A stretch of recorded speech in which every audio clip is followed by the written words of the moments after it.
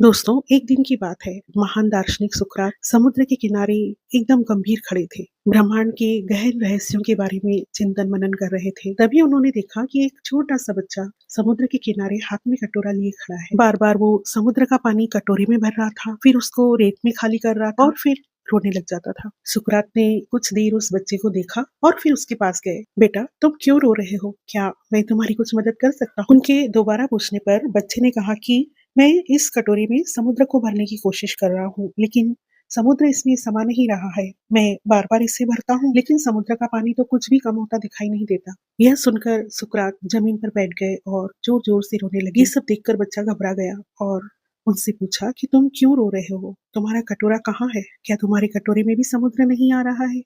तब सुकरात ने कहा कि आज भगवान ने तुम्हारे माध्यम से मुझे एक बहुत बड़ा संदेश दिया है। मैं अपनी छोटी सी बुद्धि में समुद्र जितने विशाल ज्ञान और ब्रह्मांड के सारे रहस्यों को भरने की कोशिश कर रहा हूँ। आज मुझे भी अपनी गलती का एहसास हो रहा है।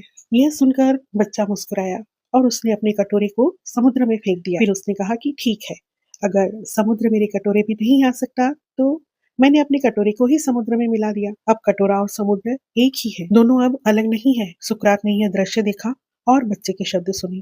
उन्होंने महसूस किया कि यह बच्चा परमात्मा का संदेशवाहक है। सुकरात ने अपनी बुद्धि को ब्रह्मांड के ज्ञान में समर्पित करने का संकल्प लिया और उसके बाद उन्होंने अपना पूरा जीवन ईश्वर को समर्पित कर दिया और परम ज्ञान और मोक्ष की प्राप्ति की। तो दोस्तों, इस कहानी से हमें ये सीख मिलती है कि ज्ञान का भंडार असीमित है और मनुष्य का ज्ञान सीमित। हमें अपनी बुद्धि और ज्ञान पर कभी भी घमंड नहीं करना चाहिए और हमेशा ये स्वीकार करना चाहिए कि अभी भी बहुत कुछ जानना बाकी है। दोस्तों, अगर आपको मेरी ये कहानी अच्छी लगी हो तो प्लीज लाइक और सब्सक्राइब माय चैनल।